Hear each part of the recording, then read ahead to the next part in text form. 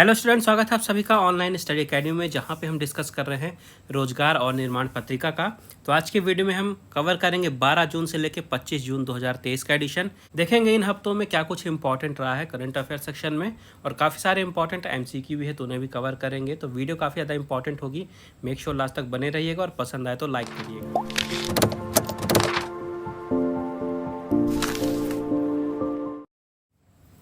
शुरुआत करते हैं कुछ महत्वपूर्ण दिवस से। सबसे पहले है विश्व बाल श्रम निषेध दिवस, यानी world day against child labour. ये दिन जो है ये हर साल 12 जून को मनाया जाता है पूरे विश्व भर में। हर साल इसके लिए एक थीम अलग रखी जाती है, विषय रखा जाता है। इस साल का विषय है social justice for all in child labour. याद रखिएगा, 2023 की थीम रखी गई है social justice for all in child labour. तो एग्ज़ाम में आप सभी को पता है कि डेट तो पूछता ही पूछता है, कई बार थीम भी पूछ लेता है, और इससे रिलेटेड स्टैटिक जीके भी पूछ सकता है, तो उसे भी हम कवर करेंगे। तो देखिए, जो ये विश्व बाल श्रम निषेध दिवस है, इसकी शुरुआत की गई थी सन 2002 में। किसके द्वारा? अंतर्राष्ट्रीय श्रम संगठन यानी कि ILO, इंटरनेशनल लेबर ऑर्गेनाइजेशन के द्वारा। इस दिन का मेन एम क्या है? तो पूरे विश्व भर में जो बाल श्रम है उस ओर लोगों का ध्यान आकर्षित करने के लिए और उसका मुकाबला करने के लिए इस दिन की शुरुआत की गई थी, ताकि बाल श्रम को ख़त्म किया जा सके। जो बालक हैं, छोटे बच्चे हैं, उनको प्रॉपर तरीके से पढ़ाई मिले, उनको सुख सुविधाएं मिलें, उनके जीवन यापन को बेहतर बनाने के लिए उनको सपोर्ट दिया जाए। इसी कारण से इस दिन की शुरुआत की गई थी। अब शुरुआत की गई थी सन 2002 में, तो आपको ये ईयर याद रखना है। और जो ऑर्गेनाइजेशन ने इसकी शुरुआत की थी, जो कि है अंतर्राष्ट्रीय श्रम संगठन, इसके बारे में स्टैटिक की बात करते हैं तो इस संगठन की स्थापना हुई थी 1919 में। इसका मुख्यालय है स्विट्ज़रलैंड के जिनेवा में, और यहाँ के प्रमुख है प्रेजेंट में गिलबर्ट होंगबो। याद रखिएगा, गिलबर्ट होंगबो यहाँ के प्रमुख हैं। आगे है विश्व रक्तदान दिवस, यानी वर्ल्ड ब्लड डोनर डे, जो कि हर साल 14 जून को मनाया जाता है। अब याद रखिएगा कि इसे विश्व रक्तदान दिवस भी कहा जाता है, और कई जगह इसे विश्व रक्तदाता दिवस भी कहा जाता है। तो दोनों एक ही चीज़ है, आप कंफ्यूज नहीं होइएगा। तो डेट है 14 जून। 14 जून को हर साल ये दिन मनाया जाता है पूरे विश्व भर में। इसके लिए भी हर साल एक अलग थीम रखी जाती है, और 2023 की थीम है give blood, give plasma, share life, share often. फिर से सुन लीजिए, give blood, give plasma, share life, share often. ये इस साल की थीम रखी गई है। इसके अलावा 2023 का जो वैश्विक कार्यक्रम है विश्व रक्तदाता दिवस का, इसके लिए मेज़बान देश चुना गया है अल्जीरिया। ये भी याद रखिएगा, मेज़बान देश कौन है? अल्जीरिया। ये जो दिन है इसकी शुरुआत की गई थी विश्व स्वास्थ्य संगठन यानी कि WHO के द्वारा। कब? 2004 पे। ठीक है, विश्व स्वास्थ्य संगठन के द्वारा 2004 में इसकी शुरुआत की गई थी, और इसकी शुरुआत की गई है रक्तदान के बारे में लोगों को जागरूक करने के लिए, उसका कितना बड़ा महत्व है दूसरों का जीवन बचाने के लिए, इस ओर लोगों का ध्यान आकर्षित करने के लिए, इस बारे में लोगों को जागरूक करने के लिए हर साल इस दिन को मनाया जाता है। अब जो WHO है, विश्व स्वास्थ्य संगठन, इंग्लिश में जिसे वर्ल्ड हेल्थ ऑर्गेनाइजेशन कहते हैं, इसकी स्थापना की गई थी 7 अप्रैल 1948 में। इसका मुख्यालय है स्विट्ज़रलैंड के जिनेवा में, और अभी यहाँ पे महानिदेशक हैं टेड्रोस एडहानम। याद रखिएगा, महानिदेशक हैं टेड्रोस एडहानम। फिर देखते हैं चर्चा में कौन रहे हैं। तो WHO की बात चल रही है, तो WHO से ही एक और न्यूज़ है, गिरीश चंद्र मुर्मू। कौन है गिरीश चंद्र मुर्मू?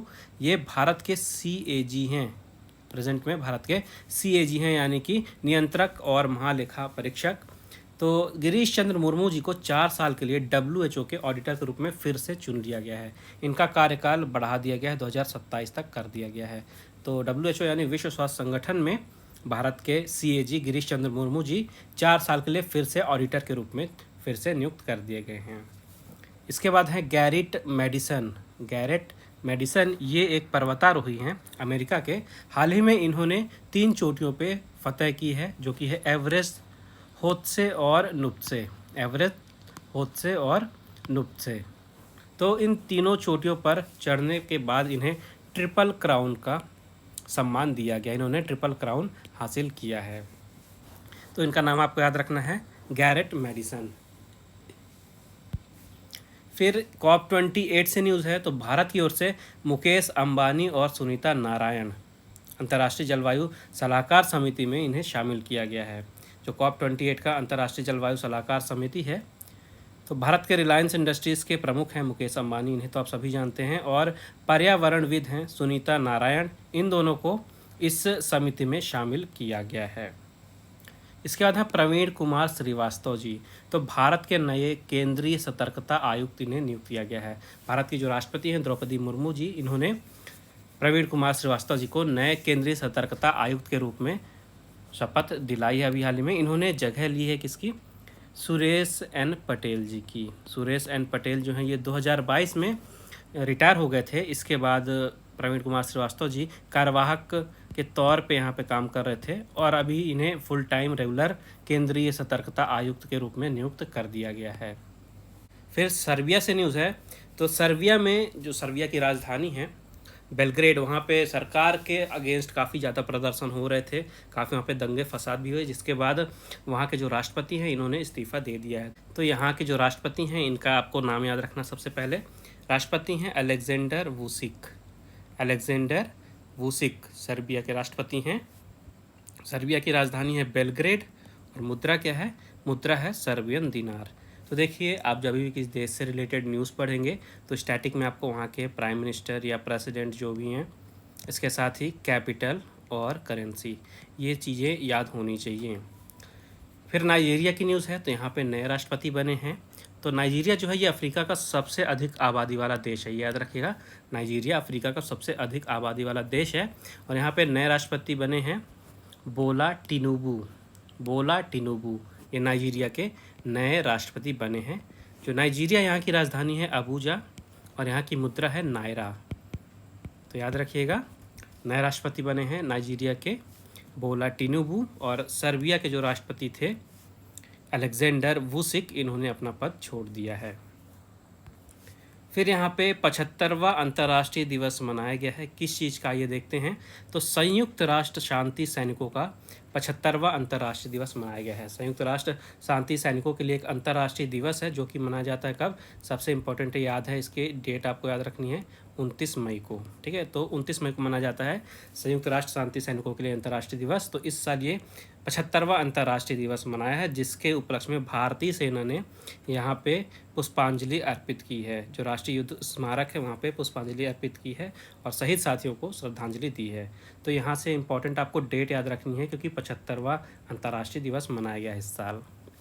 फिर है सात्विक कन्नन। तो अभी हाल ही में इन्हें यंग साइंटिस्ट अवार्ड दिया गया है। तो सात्विक कन्नन को ये अवार्ड दिया किस लिए गया है? तो इन्होंने एम पॉक्स वायरस, याद रखिएगा वायरस का नाम है एम पॉक्स वायरस, इससे संबंधित इन्होंने शोध की थी और इसके लिए इन्हें ये रीजेनरॉन यंग साइंटिस्ट अवार्ड दिया गया है। ये जो अवार्ड है इसके तहत $50,000 दिए जाती है राशि। फिर यहाँ पे हैं रितु कालरा। तो भारतीय अमेरिकी निवेश बैंकिंग और वित्तीय प्रबंधन विशेषज्ञ हैं ये रितु कालरा। आपने सुना होगा हार्वर्ड यूनिवर्सिटी। तो हार्वर्ड विश्वविद्यालय की ये CFO बनी हैं, चीफ फाइनेंशियल ऑफिसर, यानी कि मुख्य वित्तीय अधिकारी CFO बनी हैं और इसके साथ ही साथ वाइस प्रेसिडेंट फाइनेंस भी बनी हैं। रितु कालरा नाम आपको याद रखना है और हार्वर्ड यूनिवर्सिटी। इसके बाद एक नेशनल पार्क है जहाँ के मगरमच्छ अपना रंग बदल रहे हैं। तो अभी न्यूज़ में आया था कि मगरमच्छ यूजुअली आप सभी को पता है ग्रे या ब्राउन कलर के होते हैं और ये दिखाया गया कि एक नेशनल पार्क है चितवन नेशनल पार्क, जहाँ पे जो मगरमच्छ हैं ये रंग बदल रहे हैं और ये नारंगी रंग के दिख रहे हैं। ठीक है, ब्राउन की जगह ये नारंगी रंग के मगरमच्छ दिखाई पड़ रहे हैं। तो यहाँ से इम्पॉर्टेंट है नेशनल पार्क का नाम चितवन नेशनल पार्क और कहाँ पे है ये याद रखिएगा। तो ये नेपाल का नेशनल पार्क है, नेपाल का नेशनल पार्क है चितवन नेशनल पार्क। फिर यहाँ पे हिटलर की पेंसिल है।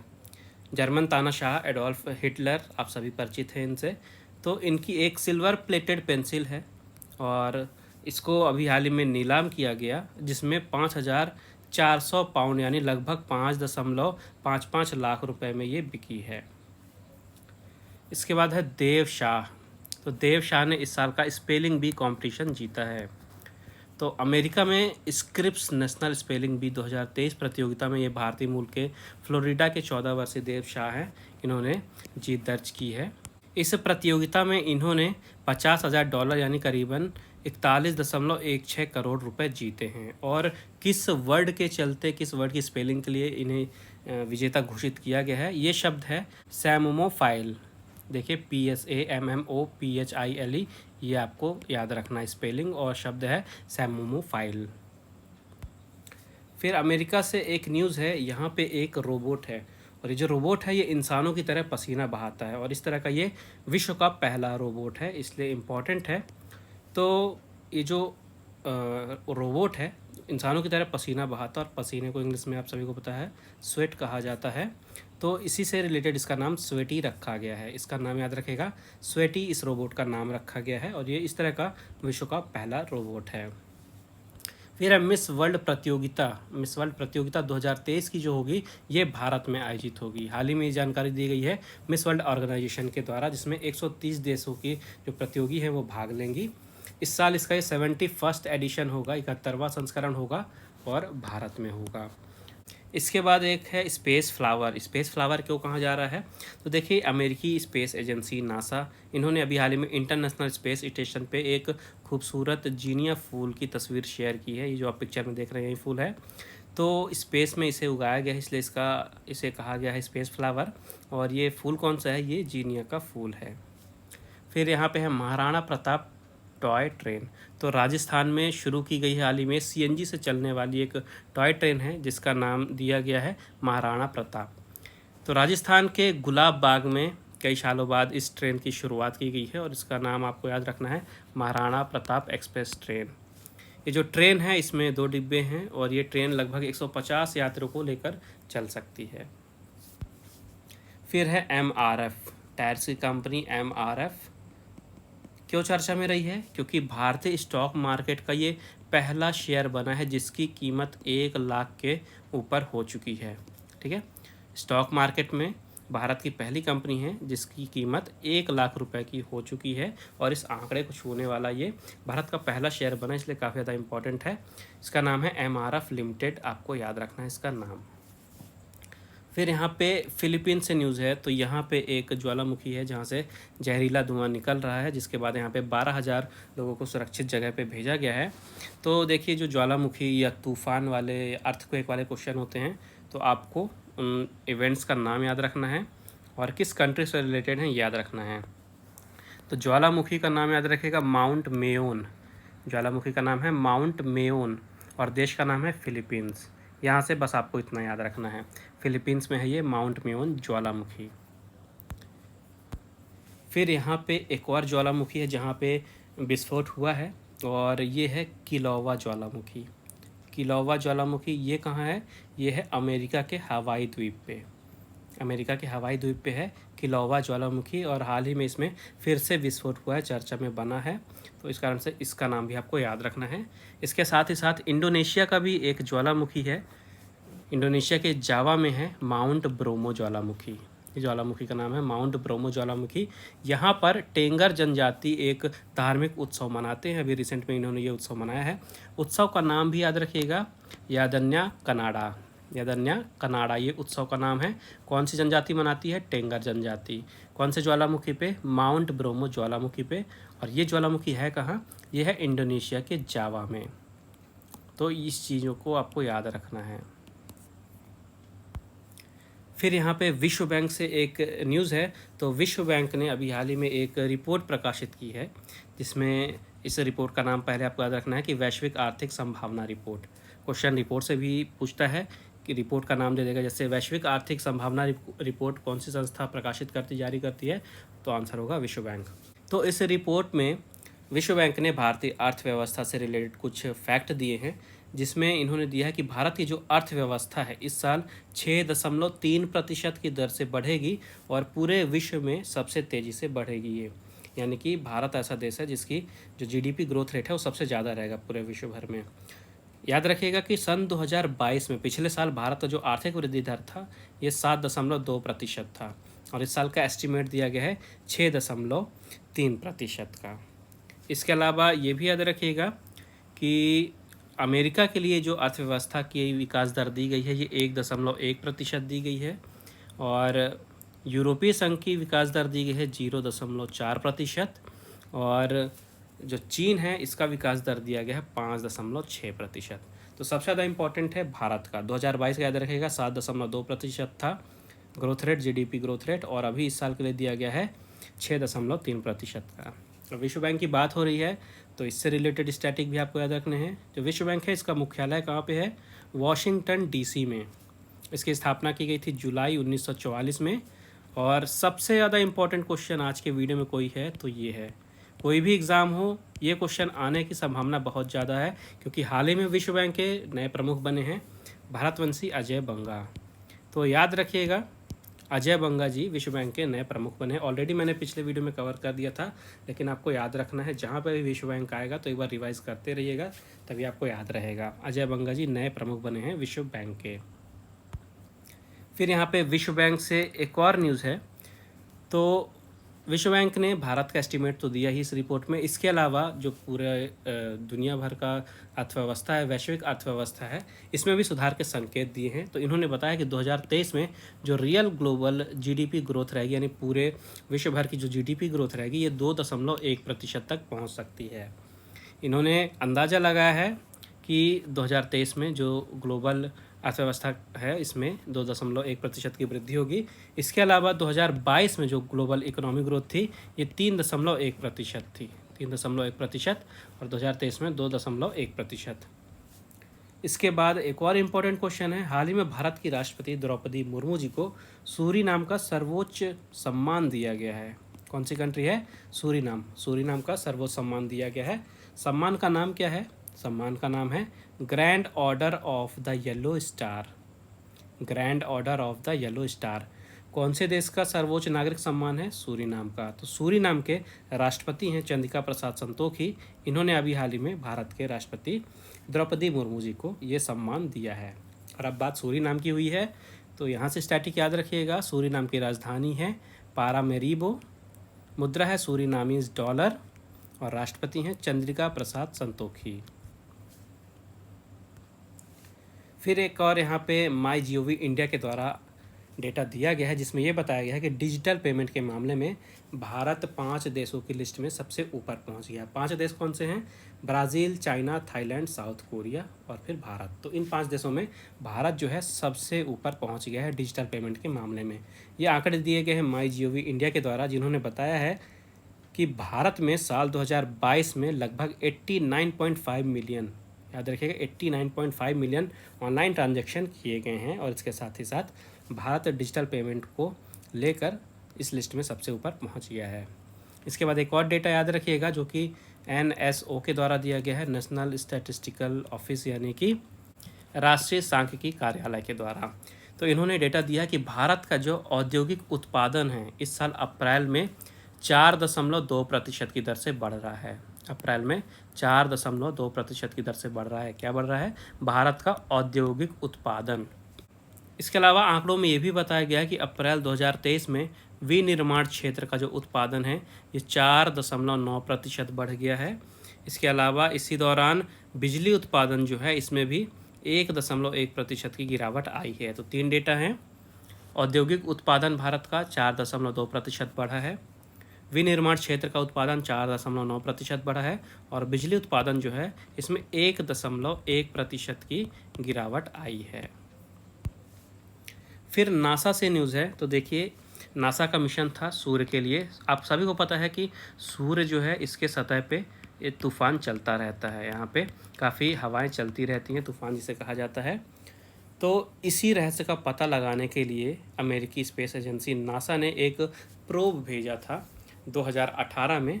इसका नाम था पार्कर सोलर प्रोब। इसका नाम सबसे पहले याद कर लीजिए, पार्कर सोलर प्रोब। किसने भेजा था? नासा ने। तो इस तूफान का रहस्य का पता लगाने के लिए इसके पीछे रीज़न क्या है, इस प्रोब को भेजा गया था। और हाल ही में इस प्रोब ने डेटा भेजा है सूर्य की सतह से। उसने इसका जो सोर्स है, स्रोत है, उसकी खोज की है और ये बताया है कि जो ये स्रोत है इसमें भारी संख्या में आवेशित कण सूर्य की सतह से निकल के पृथ्वी की ओर बह रही हैं। और ये भी इन्फॉर्मेशन दी गई है कि किस तरह से सूर्य की सतह पर बनते वक्त ये जो सोलर विंड है, तूफान है, ये किस तरह से दिखाई देती हैं और ये सूर्य का जो गुरुत्वाकर्षण बल है उससे किस तरह से बचती हैं। तो इन सारी चीज़ों का इस प्रोब ने पता लगाया है। ये जो प्रोब है, याद रखिएगा, इसका नाम दिया गया है दिवंगत खगोल वैज्ञानिक यूजीन पार्कर के नाम पे। यूजीन पार्कर के नाम पे इसका नाम रखा गया था, पार्कर सोलर प्रोब। अब नासा न्यूज़ में आया है तो नासा याद रखिएगा, नासा का फुल फॉर्म होता है national aeronautics and space administration. इसका मुख्यालय है वॉशिंगटन डीसी में। इसकी स्थापना की गई थी 1958 में और यहाँ के एडमिनिस्ट्रेटर यानी प्रशासक हैं अभी प्रेजेंट में बिल नेल्सन। इसके बाद आरबीआई से न्यूज़ है, तो आरबीआई ने रेपो रेट में कोई इजाफा नहीं किया है। रेपो रेट अभी अनचेंज रखा गया है 6.5% पे। रेपो रेट है 6.5%, ये आपको याद रखना है। इसके अलावा आरबीआई से एक और न्यूज़ है, तो हाल ही में भारतीय रिजर्व बैंक ने, जो भारत के बैंक हैं, इनको रुपे प्रीपेड फॉरेक्स कार्ड जारी करने की अनुमति देने का फैसला किया है। इससे होगा क्या, तो देखिए फॉरेक्स से आपको समझ में आ रहा होगा कि ये विदेशी मुद्रा से रिलेटेड है। तो विदेशी यात्रा करने वाले जो भारतीय हैं और जो भारत के बाहर रह रहे हैं लोग, उनके लिए ये काफ़ी ज़्यादा फ़ायदेमंद होगा। इस फॉरेक्स कार्ड का इस्तेमाल करके ये विदेश में एटीएम, पीओएस मशीन और जो भी ऑनलाइन व्यापारियों के लिए भुगतान करते हैं, इस फॉरेक्स कार्ड के ज़रिए वो कर सकते हैं। तो ये रुपे प्रीपेड फॉरेक्स कार्ड जारी करने का अनुमति दिया गया है भारतीय रिजर्व बैंक के द्वारा भारत के दूसरे बैंकों को। जो भारतीय रिजर्व बैंक है, रिजर्व बैंक ऑफ इंडिया, ये भारत में बैंकों का बैंक कहलाता है, गवर्निंग बॉडी है बैंक के लिए, जिसका मुख्यालय है मुंबई में। इसकी स्थापना की गई थी 1935 में। जब 1935 में इसकी स्थापना की गई थी तो इसका मुख्यालय था कहाँ, कोलकाता में। उसके बाद कोलकाता से मुंबई कब आया था, यह था 1937 में, 1937। प्रेजेंट में गवर्नर हैं आरबीआई के शक्तिकांत दास जी, जो कि 25वें नंबर के गवर्नर हैं। और रिज़र्व बैंक ऑफ इंडिया की स्ट्रक्चर की बात करें तो यहाँ पे एक गवर्नर होते हैं और 4 डिप्टी गवर्नर होते हैं। तो ये चीज़ें आपको याद रखनी है। फिर यहाँ पे मध्य प्रदेश से न्यूज़ है, तो मध्य प्रदेश के मुख्यमंत्री श्री शिवराज सिंह चौहान जी ने कहा है कि मध्य प्रदेश में रिवर क्रूज टूरिज़्म शामिल किया जाएगा। नर्मदा नदी के आसपास जो भी प्राकृतिक सौंदर्य हैं और जैव विविधता हैं, इससे पर्यटक को रूबरू कराने के लिए इस टूरिज़्म को शुरू किया जाएगा, रिवर क्रूज टूरिज़्म को, जो कि नर्मदा नदी में कहाँ पे ये चलेगी, बड़वानी से।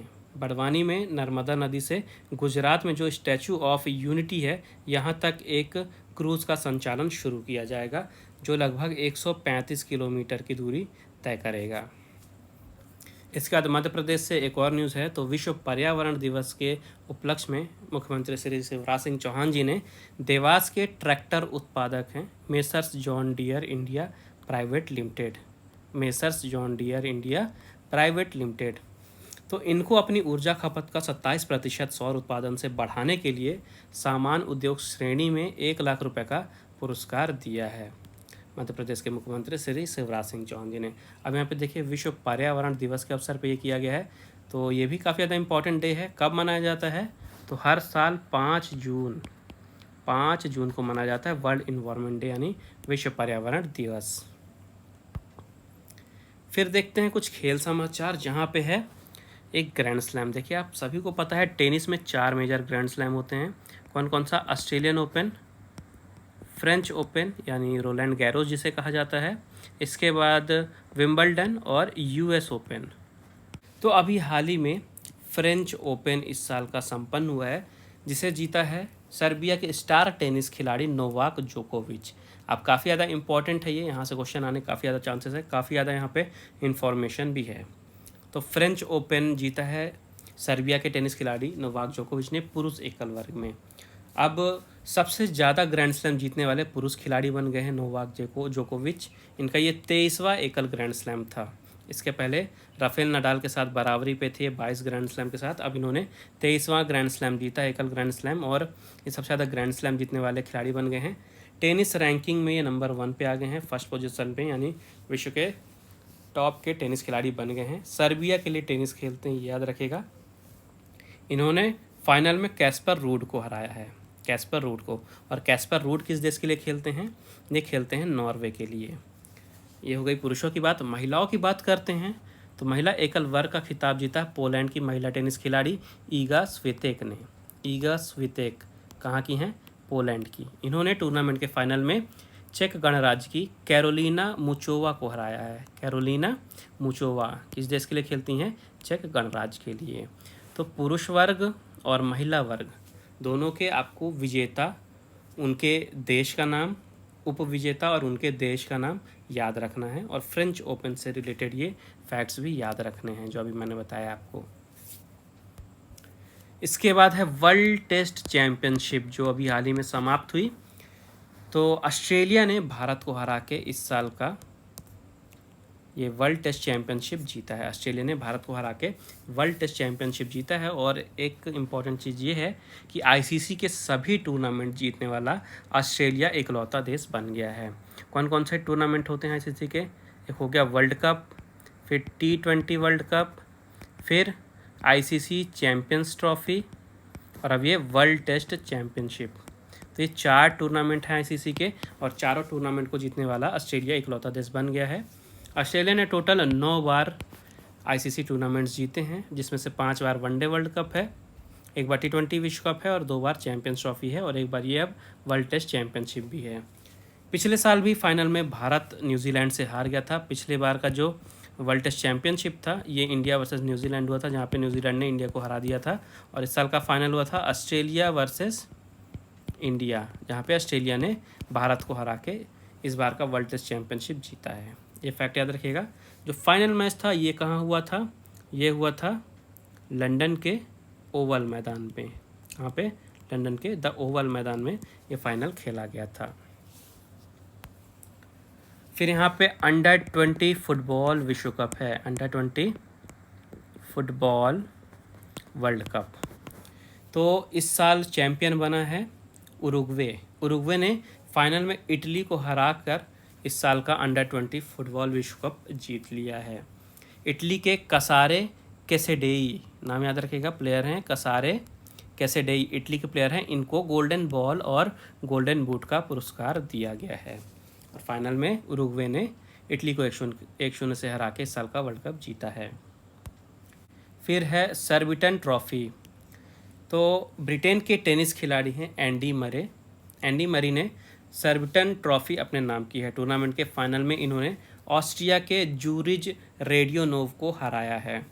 तो आपको याद रखना है क्या? सबसे पहले ये एक टेनिस का टूर्नामेंट है सर्बिटन ट्रॉफी, और किसने जीता है? ब्रिटेन के टेनिस खिलाड़ी एंडी मरे ने। फिर यहाँ पे है यूरोपा कॉन्फ्रेंस लीग।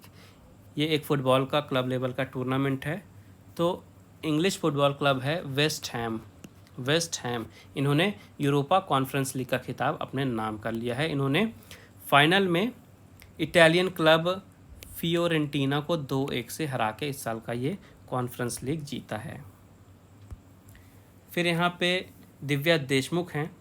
तो ये हाल ही में एशियाई महिला शतरंज चैंपियन बन गई हैं। भारत की युवा शतरंज खिलाड़ी हैं दिव्या देशमुख। ये एशियाई महाद्वीप शतरंज चैंपियनशिप में इन्होंने शानदार प्रदर्शन किया है और महिला क्लासिकल स्पर्धा में ये चैंपियन बन गई हैं। इसके बाद हैं इंडोनेशिया के युवा शटलर एंथोनी सिनिसुका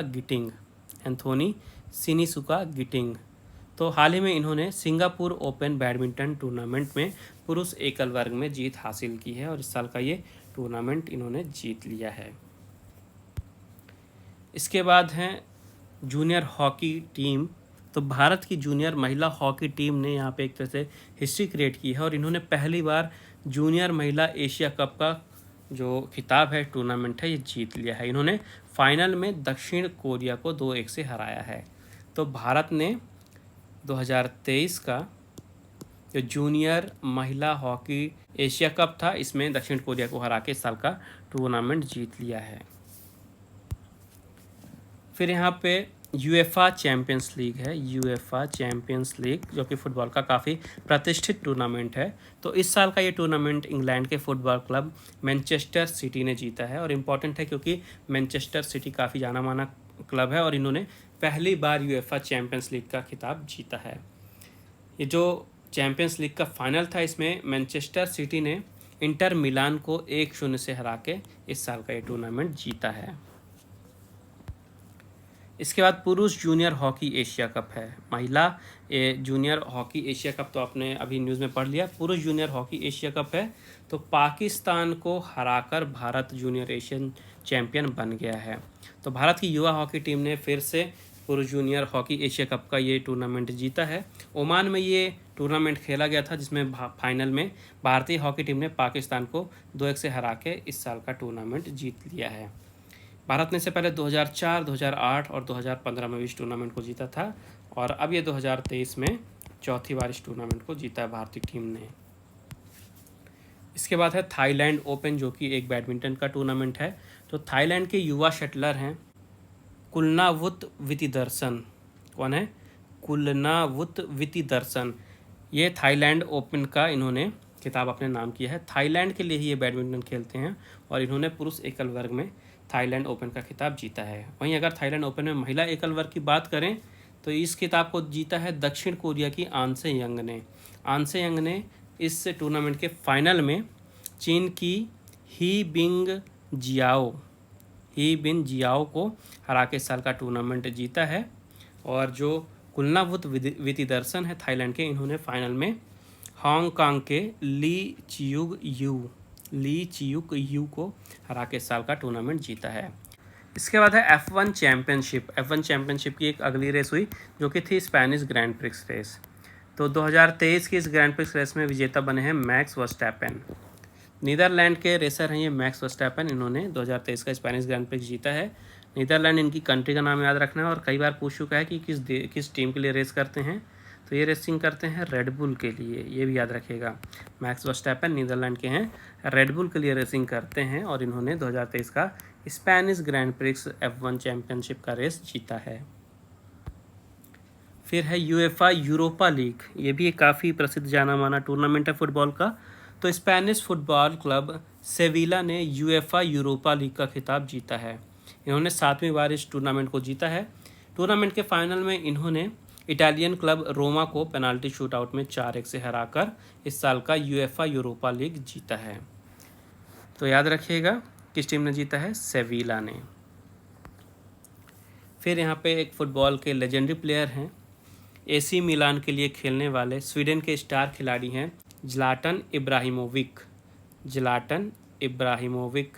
स्वीडन के लिए फ़ुटबॉल खेलते थे और क्लब के लेवल की बात करें तो एसी मिलान के लिए खेलते थे। तो हाल ही में इन्होंने फ़ुटबॉल से संन्यास ले लिया है। इनका नाम आपको याद रखना है। इसके बाद है FA कप, जो कि एक फ़ुटबॉल का ही टूर्नामेंट है।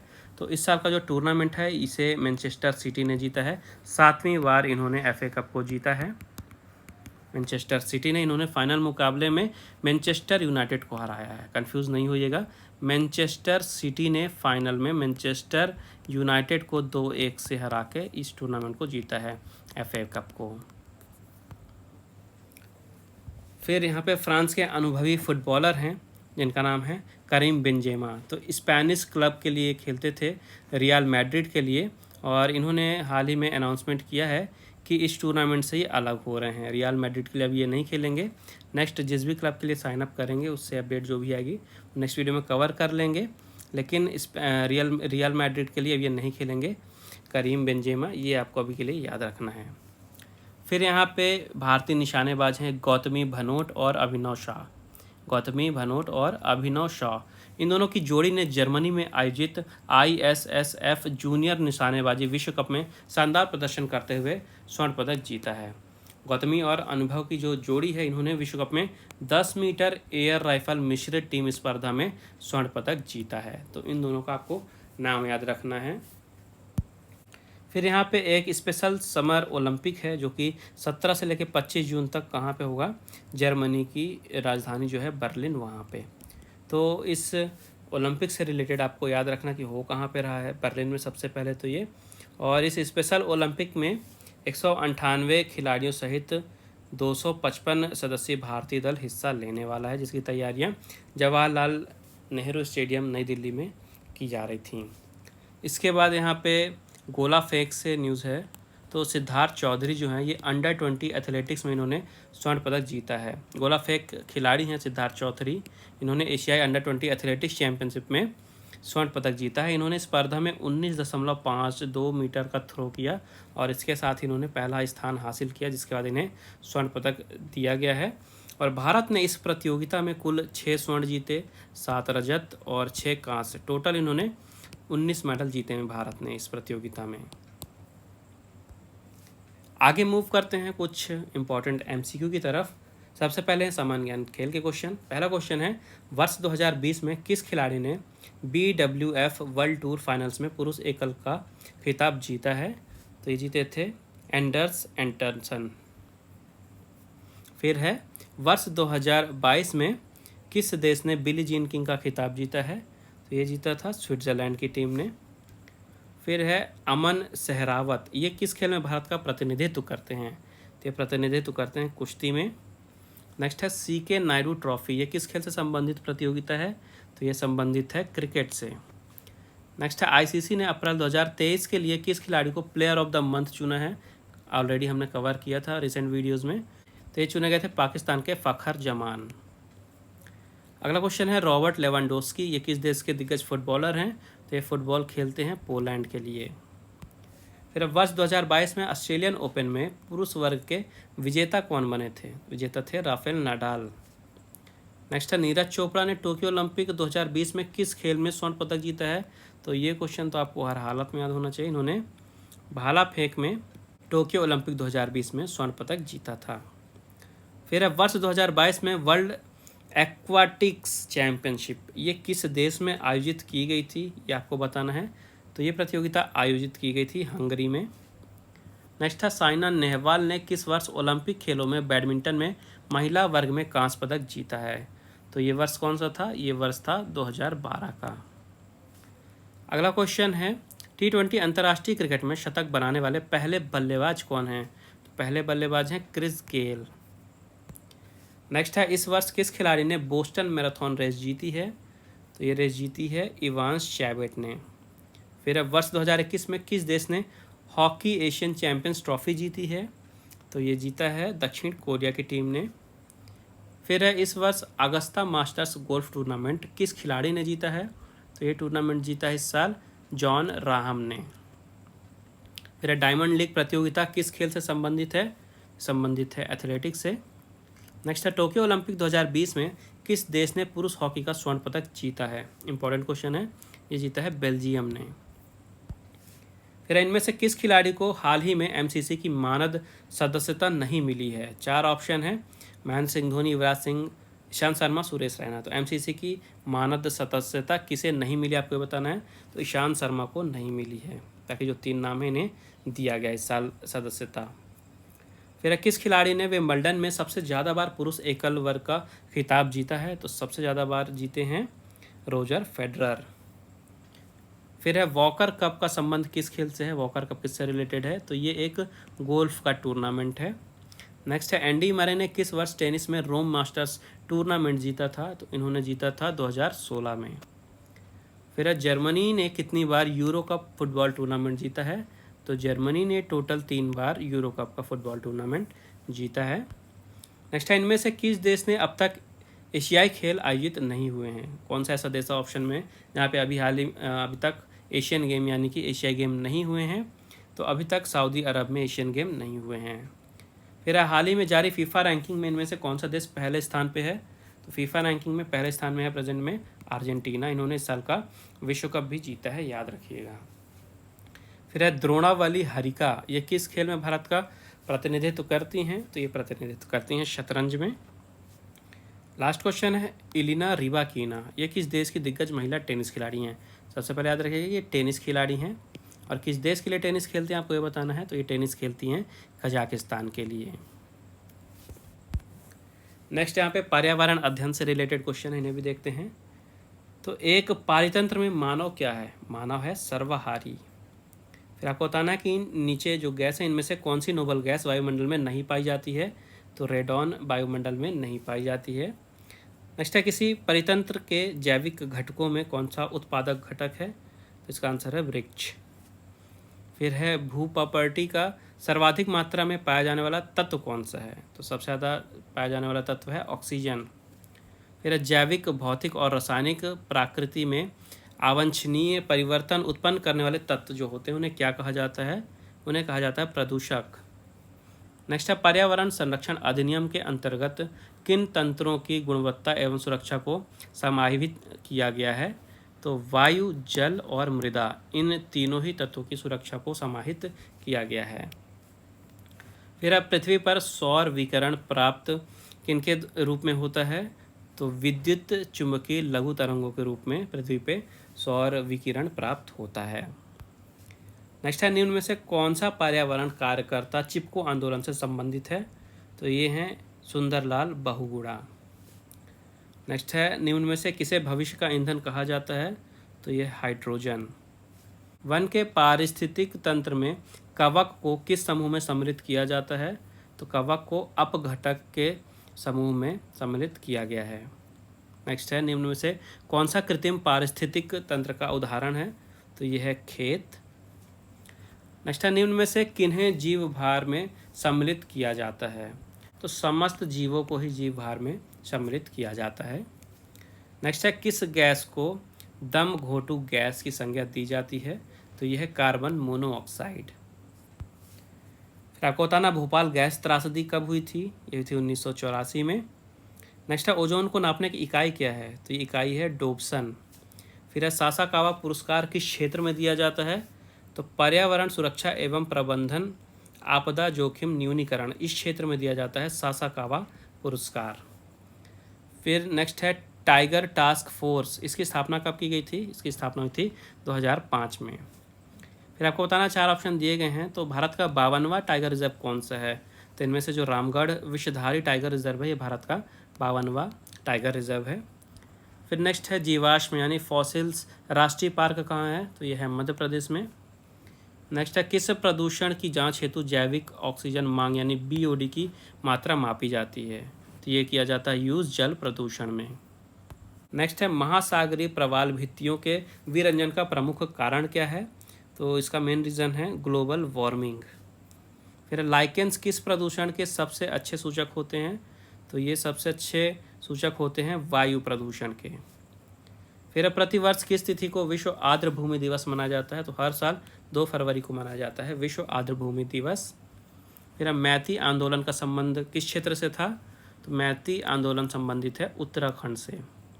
फिर है, हॉर्नबिल फेस्टिवल, हॉर्नबिल महोत्सव, ये किस राज्य में मनाया जाता है? इंपॉर्टेंट क्वेश्चन है, पहले भी पूछा जा चुका है। तो नागालैंड में मनाया जाता है हॉर्नबिल महोत्सव। आगे है सामान्य अध्ययन के कुछ क्वेश्चन। यहाँ पहला क्वेश्चन है, किस पशु के अवशेष सिंधु घाटी सभ्यता में प्राप्त नहीं हुए हैं? तो हाथी, गाय, घोड़ा सब प्राप्त हुए हैं, बकरी के अवशेष प्राप्त नहीं हुए हैं। फिर है, शतपथ ब्राह्मण से संबंधित राजा विदेध माधव से संबंधित ऋषि निम्नलिखित में से कौन से थे? इसका राइट आंसर हो जाएगा ऋषि गौतम रहुगण। फिर बताना, विश्व का पहला गणतंत्र वैशाली में निम्नलिखित में से किसके द्वारा स्थापित किया गया था? तो लिच्छवी के द्वारा स्थापित किया गया था विश्व का पहला गणतंत्र। कहाँ पे? वैशाली में। फिर है, कलिंग नरेश खारवेल निम्नलिखित में से किस वंश से संबंधित थे? ये संबंधित थे चेदी वंश से। 6वें हिंद महासागर सम्मेलन की मेजबानी कौन से देश के द्वारा की गई है? ये मेजबानी की गई है बांग्लादेश के द्वारा। नेक्स्ट है, विश्व एड्स वैक्सीन दिवस कब मनाया जाता है? ये मनाया जाता है 18 मई को। फिर है, वैश्विक आयुर्वेद महोत्सव का 5वां संस्करण किस राज्य में आयोजित किया जाना है? तो आयोजित किया जाएगा केरल में।